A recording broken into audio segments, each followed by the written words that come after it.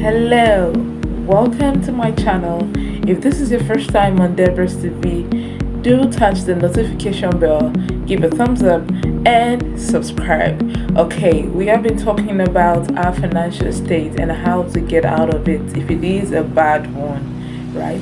And we have discovered the issues that causes our bad results. We have realized that it is our mind, our thoughts, that has actually caused the kind of financial results we have gotten so far. And that is the reason I've come to tell us today what we need to do to get out of that situation. We have found out that the problem has been our mind, right? And we have also found out that for it to be our mind did not just start working on its own. It started from a programming, a thought that has been sold to us through the things we have heard, through the things we have seen, through the things we have experienced. And how do we now correct that in order for us to get a better result or a different result? That is what we are going to be learning or working or talking to us about in this video. If you're just joining us, do like, subscribe to this channel. It is Deborah's TV, where we talk about our financial situation and how to get out of it, how to get out of debt, how to get out of so many financial crises. All right, back to what we're saying. Now this is exactly what you need to do to get out of that financial problem. This is exactly what you need to do to get out of that financial problem. You need to get a pen and a book. Yes, in this session you need to get a pen and a book. You need a pen and a book to write. Okay, I'm going to be mentioning a list of books that we need to go through for us to get out of that financial situation. Remember that why you are where you are is because of the things you have heard, the things you have seen, and the things you have experienced. Now, how do you get out of that? You need to rewrite that story, right? You need to rewrite what you've heard, you need to rewrite what you've seen, and you need to rewrite what you've experienced. How do you go about that? You need to go about that by going through financial literacy. It is called financial literacy. What financial literacy means is that you have to go and learn. Literacy means that learning, right? Where financial, it means learning about money. And how do you go about that? You go about that by going through books, whether audiobooks or hard copy. Just ensure that you read any of those books before the end of the year. And not only that, while reading those books, there are some declarations you should go through. There are some declarations you should do. There are some declarations you should always say, morning and evening, placing your right hand on your head.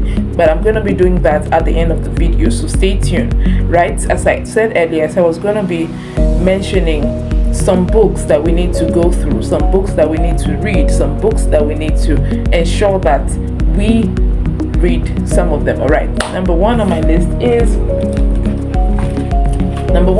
is Secrets of the Millionaire Mind. The Secrets of the Millionaire Mind by T. Harv Eker.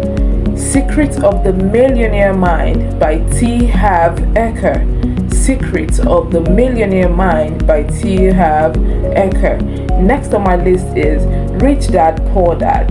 Rich Dad, this one is very popular. Rich Dad, Poor Dad by Robert Kiyosaki. Rich Dad, Poor Dad. Next we have Monkey Money Mind. Monkey Money Mind. Next we have The Richest Man in Babylon by George Samuel. The Richest Man in Babylon by George Samuel. The Richest Man in Babylon by George Samuel. Next I have on my list is The Millionaire Next Door. The Millionaire Next Door. The Millionaire Next Door. The next on my list is Think Rich and Grow Rich, or Think and Grow Rich by Napoleon Hill.